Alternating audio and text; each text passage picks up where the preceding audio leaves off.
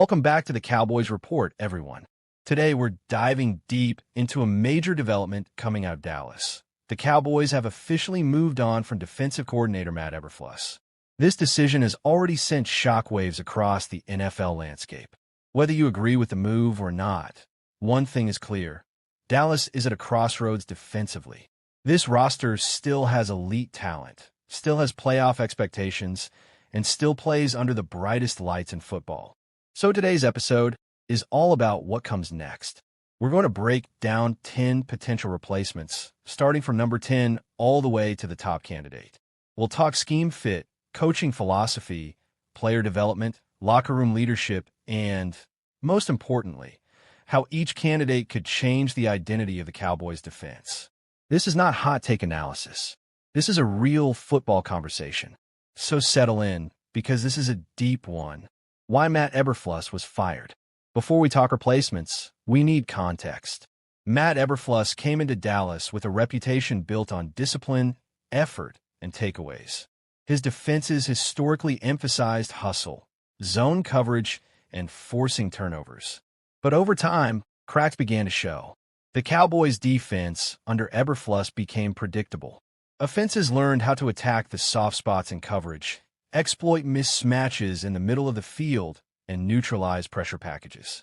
In big games, especially against elite quarterbacks, Dallas struggled to adjust. Missed tackles, communication breakdowns, late-game collapses. When you coach in Dallas, good is not good enough. You're judged on January football, and ultimately, the front office decided it was time to reset. 10. Gus Bradley, 49ers assistant head coach. Let's start at number 10, Gus Bradley. Bradley is one of the most experienced defensive minds in the league. He's a longtime disciple of Pete Carroll, and his defensive philosophy is clear: cover, 3, speed, discipline, and rally to the football. With the 49ers, Bradley has worked in a system that emphasizes defensive line dominance and structured coverage behind it. For Dallas, this would represent a move toward stability rather than innovation. The upside? Veteran leadership, proven systems, clear communication. The downside? Bradley's scheme can feel dated against modern, motion-heavy offenses. Cowboys fans might see fewer creative blitzes and more conservative looks. Bradley would raise the floor, but maybe not the ceiling. At number 9, Clint Hurt. Hurt is a rising name, especially among defensive line coaches.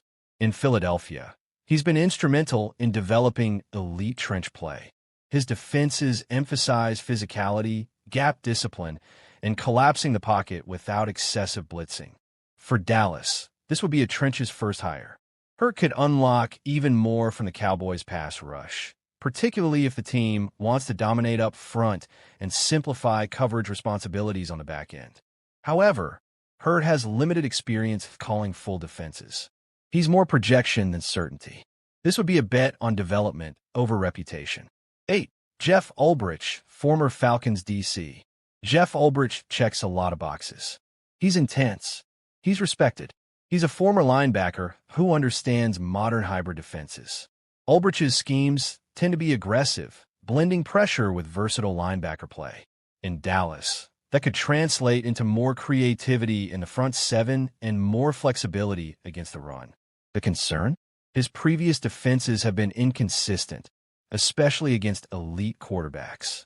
Ulbrich would bring energy and edge, but the question is whether he brings elite adjustments. 7. Aubrey Pleasant, Rams pass game coordinator. This is a fascinating name. Aubrey Pleasant has quietly built one of the strongest reputations in the league for defensive back development. His work with the Rams has emphasized coverage disguises, matchup-based game plans, and situational awareness. For a Cowboys defense that has struggled in coverage during critical moments, Pleasant could be transformative. He represents the modern defensive mind, adaptable, detail-oriented, and player-centric. The risk? Limited experience as a full defensive coordinator.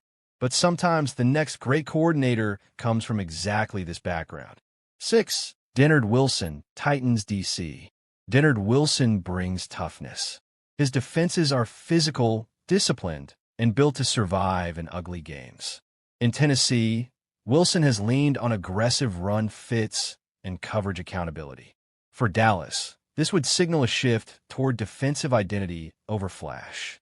Wilson could help the Cowboys become more reliable in short yardage situations and late-game scenarios. The concern is whether his style maximizes Dallas' speed and athleticism or restricts it. 5. Al Harris, Bears DB coach. Cowboys fans know this name. Al Harris understands the culture, the expectations, and the pressure of Dallas. As a defensive backs coach, he's earned respect for his ability to teach technique and confidence.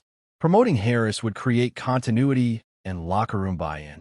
But the leap from position coach to full defensive coordinator is massive.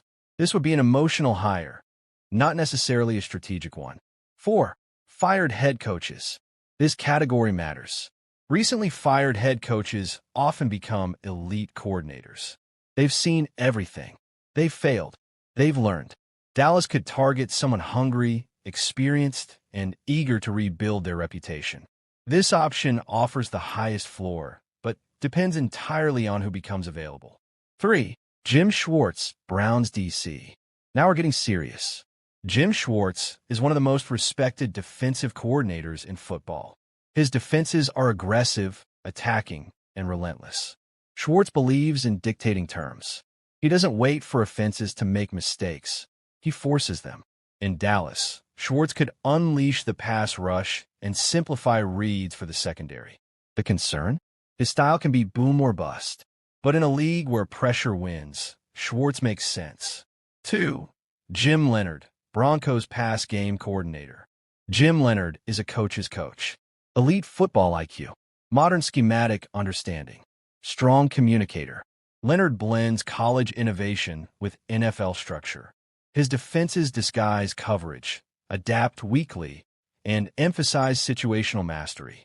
For Dallas, this would be a future-focused hire. He could modernize the defense without sacrificing toughness. 1. Brian Flores, Vikings DC. At number 1, and it's not close, Brian Flores. Flores is exactly what Dallas needs. Aggressive, fearless, adaptive. His defenses attack protections, confuse quarterbacks, and punish mistakes. Flores doesn't run one system. He runs game plans. In Dallas, Flores could finally unlock a defense that dominates in January, not just September. The only question is politics, not football. The Cowboys are at a defining moment. This hire will shape their identity for years. Do they play it safe? Do they chase innovation? Or do they go all in for dominance? One thing is certain. This decision will tell us everything about where the Cowboys believe they are as a franchise. And that's why this hire matters more than people realize. Welcome to Cowboys Report today. Something had to change for the Dallas Cowboys defense after a disastrous season. That decision came on Tuesday when the team fired defensive coordinator Matt Eberflus after just one season in the position, sources told CBS Sports' Jonathan Jones. The Cowboys will now have a fourth different defensive coordinator in as many seasons. Dallas ranked as the NFL's worst scoring defense, allowing 30.1 points per game. That's the second most points per game allowed in the 66-season history of the Cowboys, with only Dallas' inaugural 1960 team that went 0-11-1 being worse. The Cowboys capped off a 7-9-1 season on Sunday with a 34-17 loss in New York against the Giants. Eberflus took ownership and accountability for Dallas' lack of defensive execution on New Year's Day. So naturally, he was held accountable for his unit's results. Ownership and accountability is right with me. Eberflus said, I'm the defensive coordinator, so it's always that. I take full accountability. We wanted to see more progress during the course of the year. It was just more up and down. It just wasn't linear. It is worth noting Jones did trade away all-pro edge rusher Micah Parsons, the team's best defensive player, to the Green Bay Packers after failed extension talks a week before the 2025 season began. That put Eberflus in a tough spot before the season even began. Obviously, you have an all-pro pass rusher that wins really quick. Parsons, that's certainly going to help any defense if it's Micah, or if it's Myles Garrett, or whoever that might be. But that impact player is always going to help to a certain degree in pass downs and other downs, Eberflus said. Again, you can't look back, right?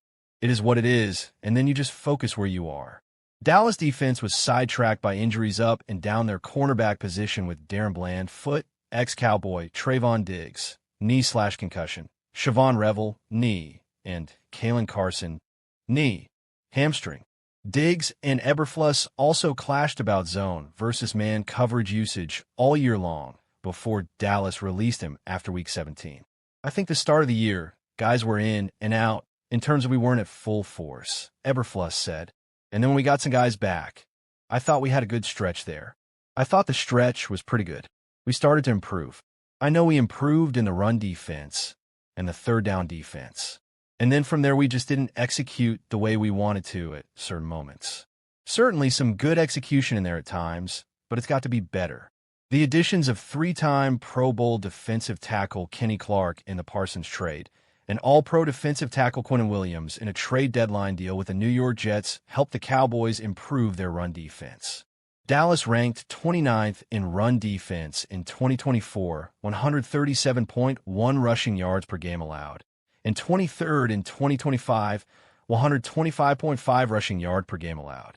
However, the Cowboys were the NFL's worst passing defense, allowing 251.5 passing yards per game because of a lack of sack production without Parsons, 35 in 2025, tied for the 11th fewest in the league, and disarray in coverage in the secondary.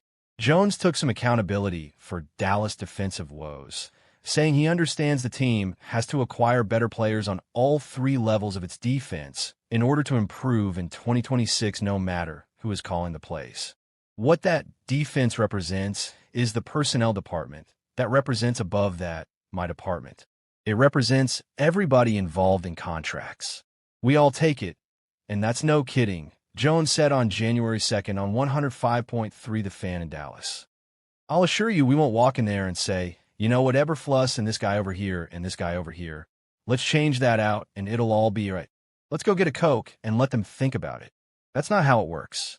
However, if given the chance to go back in time at the start of 2025, Eberflus felt he didn't think he would do anything differently.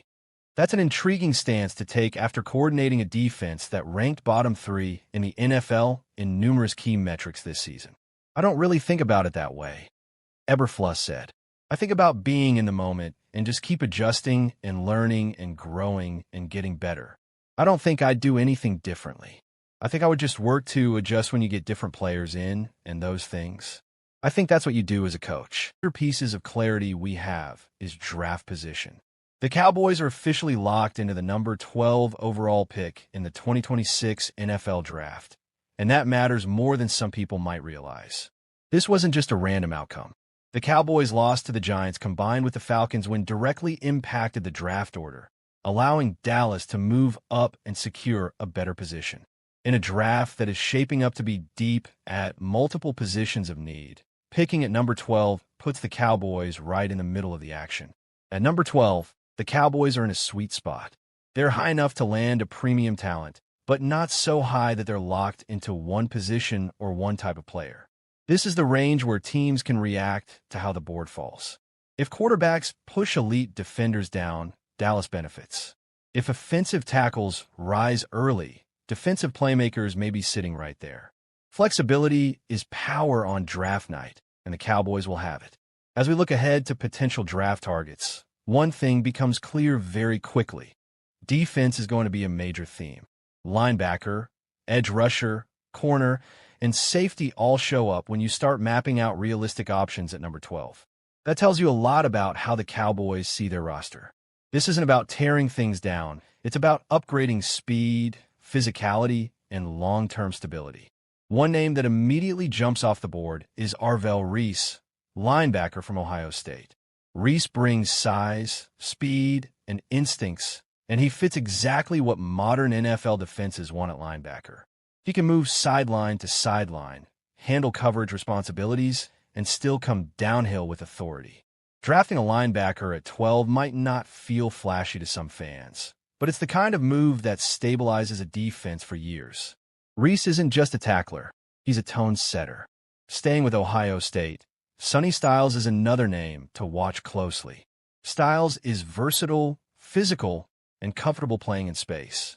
He gives you flexibility in how you deploy your defense, whether that's as a hybrid linebacker, safety, or matchup piece against modern offenses.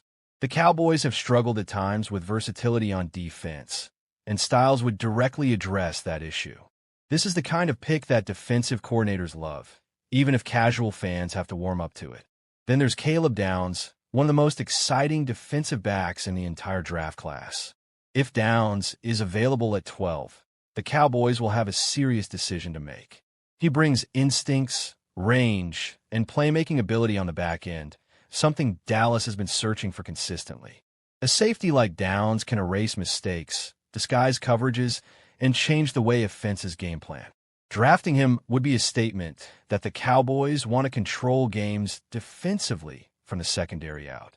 Edge rusher is another position that cannot be ignored, and there are several names that make sense in this range.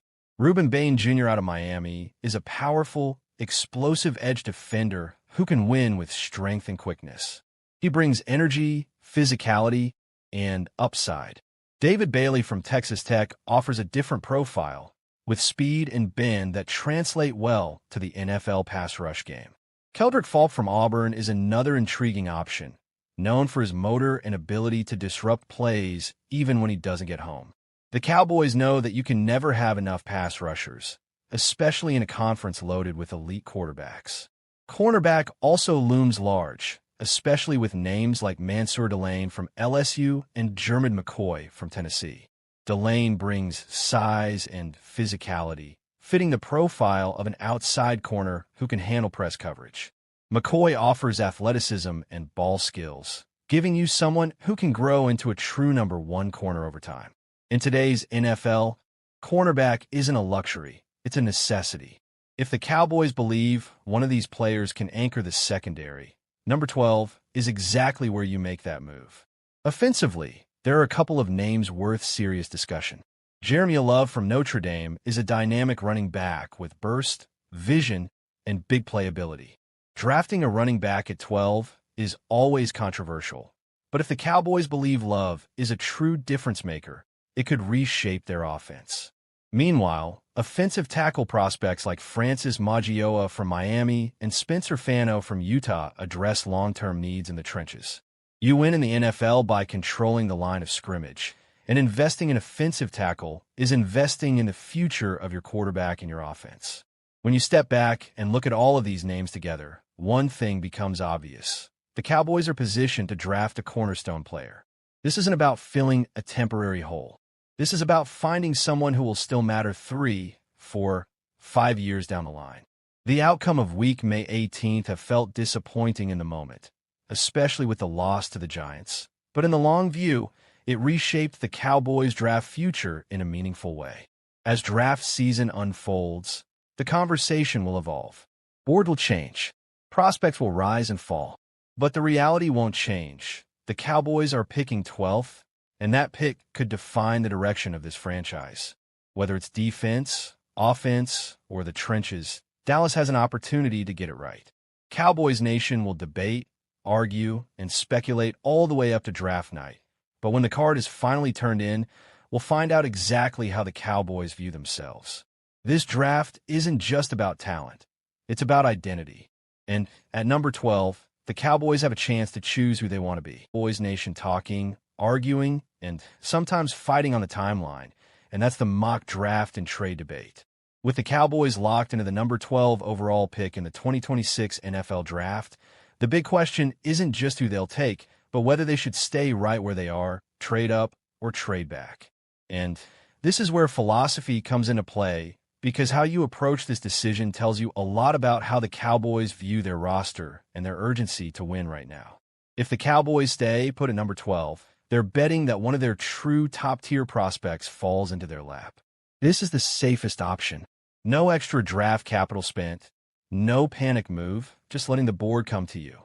In most mock drafts, this is where players like Arvell Reese, Sonny Styles, Caleb Downs, or one of the top edge rushers could realistically be available. Staying at 12 means trusting your scouting department and trusting that patience will be rewarded.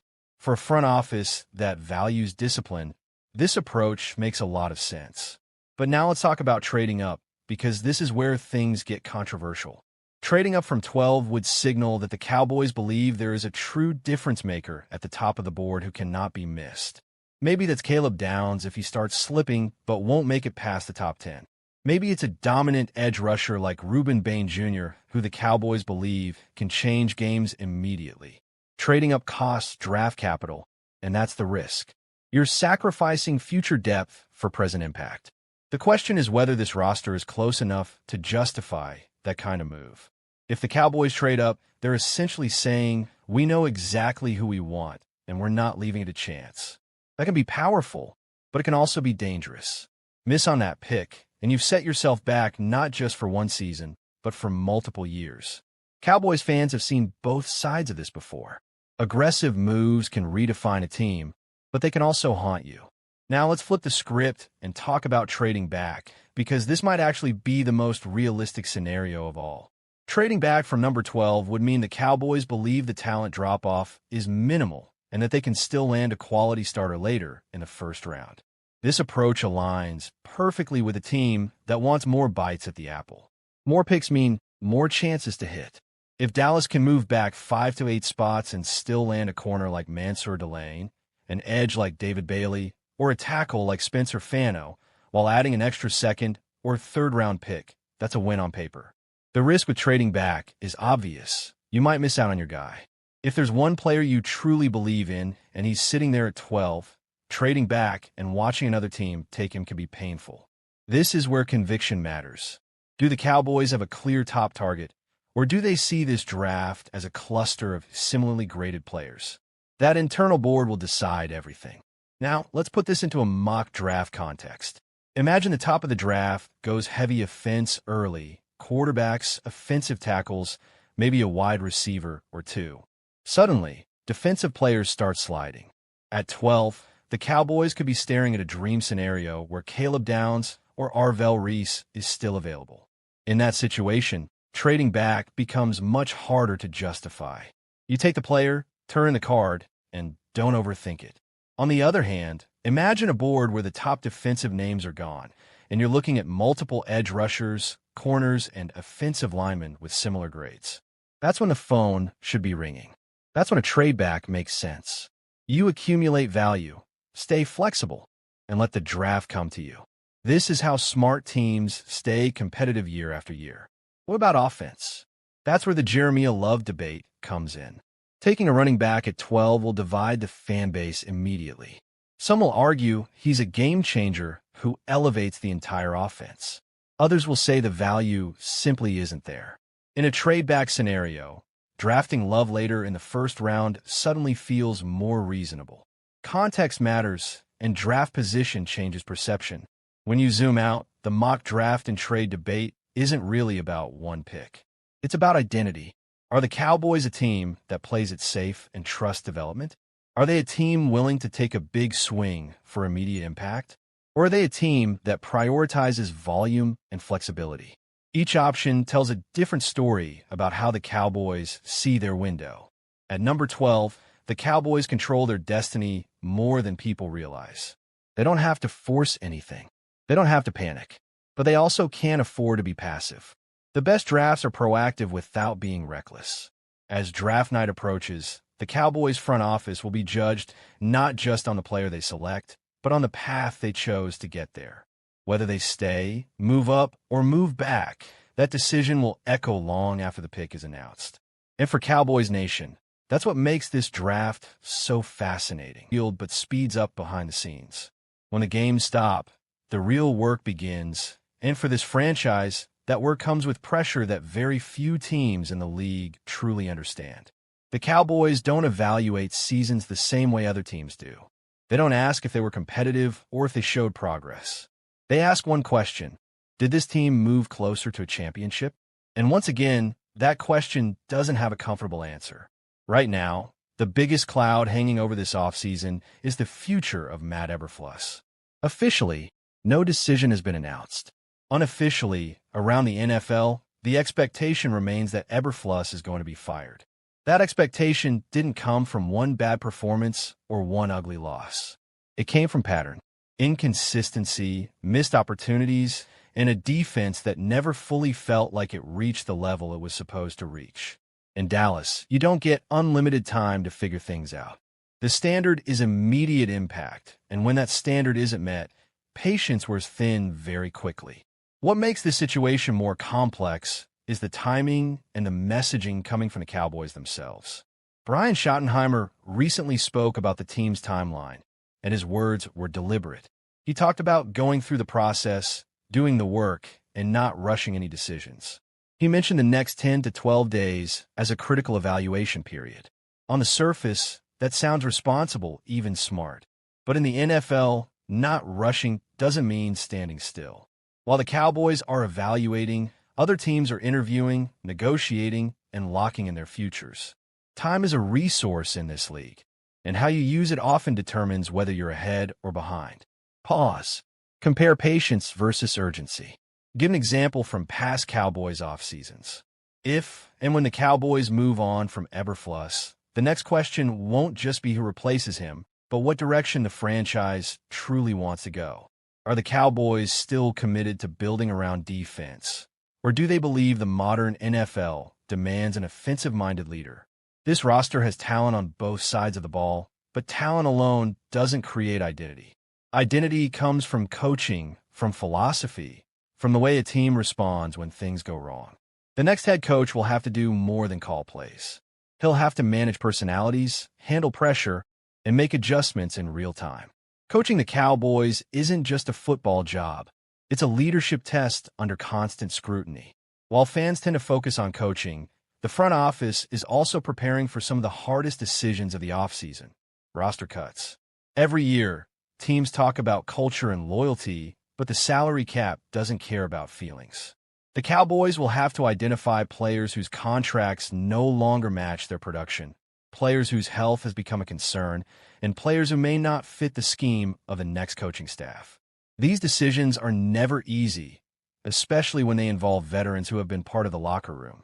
But if Dallas wants flexibility, these moves are unavoidable. Championships are built by tough choices made early, not comfortable ones delayed too long. According to ESPN, the Cowboys' expected off-season plan of attack reflects their traditional philosophy. Stability at quarterback remains a priority. The draft will be the primary tool for adding depth and youth. Free agency will be approached carefully, not aggressively. This isn't a team that wants to win March headlines. It's a team that wants to win in January and February. The risk, of course, is that conservative approaches can fall behind in an aggressive league. Other teams are willing to take bigger swings, and sometimes those swings change the balance of power. The Cowboys believe discipline wins in the long run, but belief alone isn't enough without results. As the next 10 to 12 days unfold, everything connects. The coaching decision affects the roster. The roster affects the draft strategy. The draft strategy shapes the 2026 season. This is how